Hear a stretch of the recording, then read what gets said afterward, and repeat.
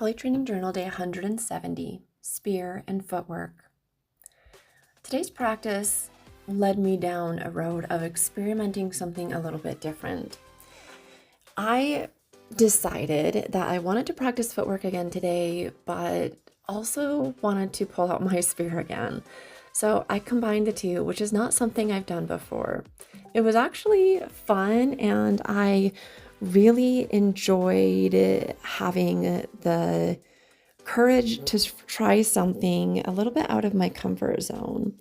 This will also prepare me for additional times when I have my spear or another weapon and I'm going up against an opponent and building that agility. Today, I practiced much earlier in the day than I have been, so it was a little bit darker.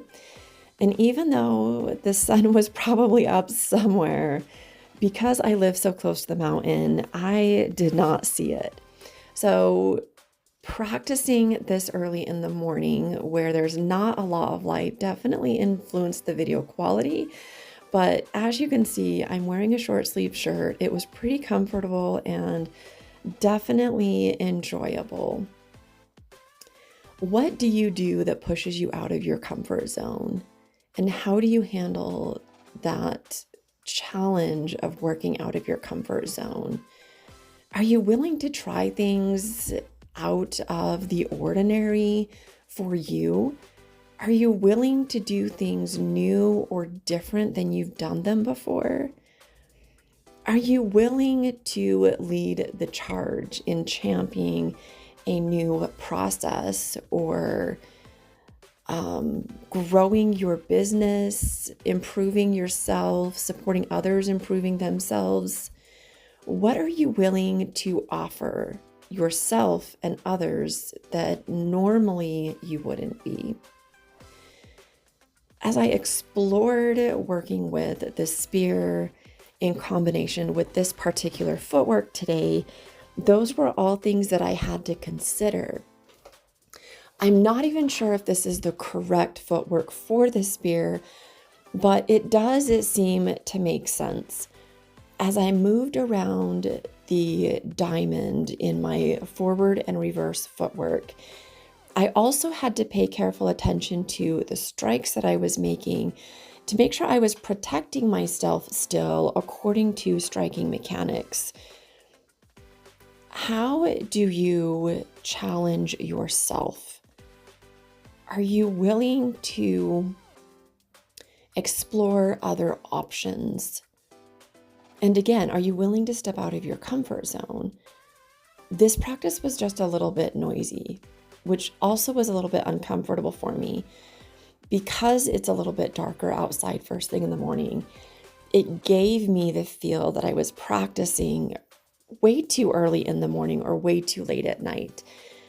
So I had to overcome the idea that I was being disruptive or making noise when somebody might be sleeping or when neighbors might not appreciate it. I focused on, in part, my own needs. And yes, that does sound a little bit selfish, but I also limited it. I did it within what I felt was an appropriate boundary. How are you doing with your boundaries?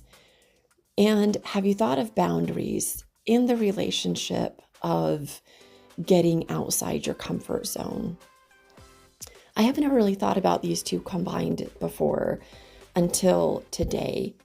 And making sure that you protect your boundaries is very important. Making sure that you take care of yourself is very important, especially this time of year where there's a lot of holidays and families don't always get along. Have you considered what you need going into the year 2026?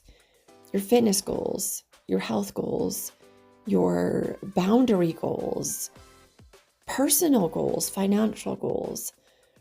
Sometimes these push us out of our comfort zone. But remember, you need to maintain your boundaries so that you can maintain happiness from the inside out. Because what is life without joy? Thank you so much for watching. I'll definitely see you tomorrow. If you haven't already, I always appreciate your likes, subscribes, and shares. We'll see you tomorrow.